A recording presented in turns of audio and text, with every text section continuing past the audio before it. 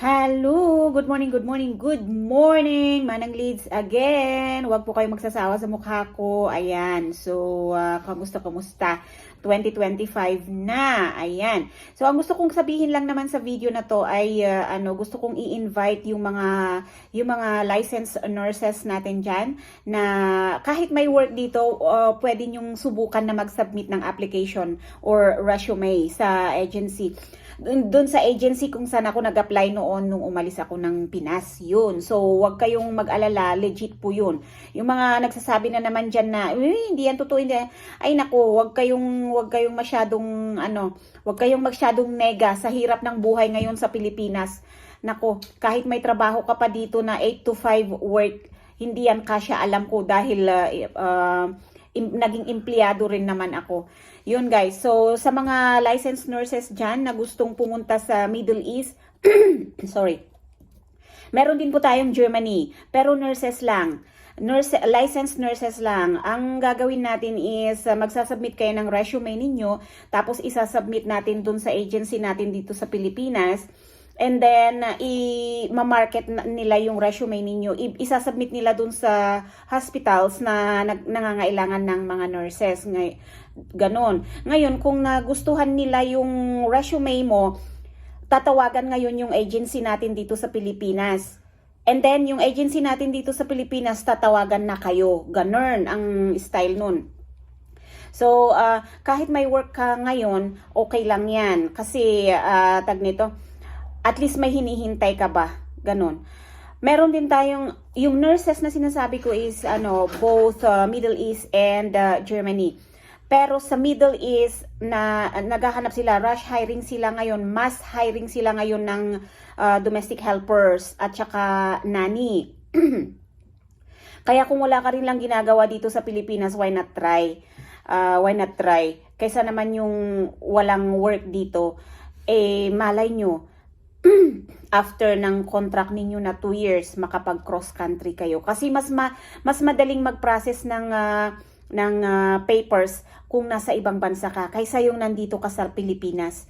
Ang hirap-hirap mag-process dito. Like kung gusto mong pumunta ng Canada, ang hirap-hirap kaya dito sa Pilipinas. Kaya mas maganda talaga lumabas ka ng Pilipinas kahit saang country, tapos doon ka mag-process. Basta good record ka, i-finish contract mo naman yung 2 years contract, kahit man lang yung 2 years contract, o di ba? Magandang stepping stone yun, lalong-lalo na sa mga bata pa, kasi si Manang Leads matanda na eh. Gurang na eh. So hindi na pwede sa abroad na yan. Kaya ako na lang yung nananawagan sa mga bata-bata pa diyan, o di ba? Legit to guys, huwag niyo isipin yung kalokohan. Kasi agency ko yun nung umalis ako ng Pinas.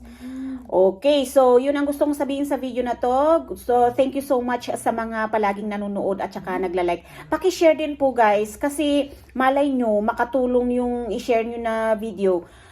Baka may mga naghahanap din dyan. Kasi ang daming nag-o-offer online, pero hindi kayo sure kung totoo o hindi. O diba? Dito na lang kayo kasi at least 100% sure na legit. O kagaya nito, o ayan, kagaya niyan. Online raffle. Ayan, legit to guys ha, hindi to kalokohan. Pwede kayong bumili online. Tapos panuorin ninyo yung raffle online kasi may page din naman kami. May page ang CAV. So pwede nyong panuorin online.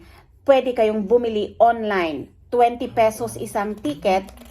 Pero kung gusto mong kunin yung isang booklet, 2,500 ito, 2,500. So, etong ticket na to pala is Raffle for a Cause, charity organization ng mga Cordilleran vloggers. Sila yung nag-initiate nito. Season 3 na ito guys. Ayan, as makita nyo sa, sa ticket. We are now on the season 3.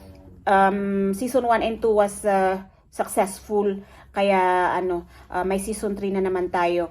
Kung gusto nyong bumili, mag-message lang kayo sa akin. Ilalagay ko yung WhatsApp number ko dyan sa screen para pwede nyo akong i-message.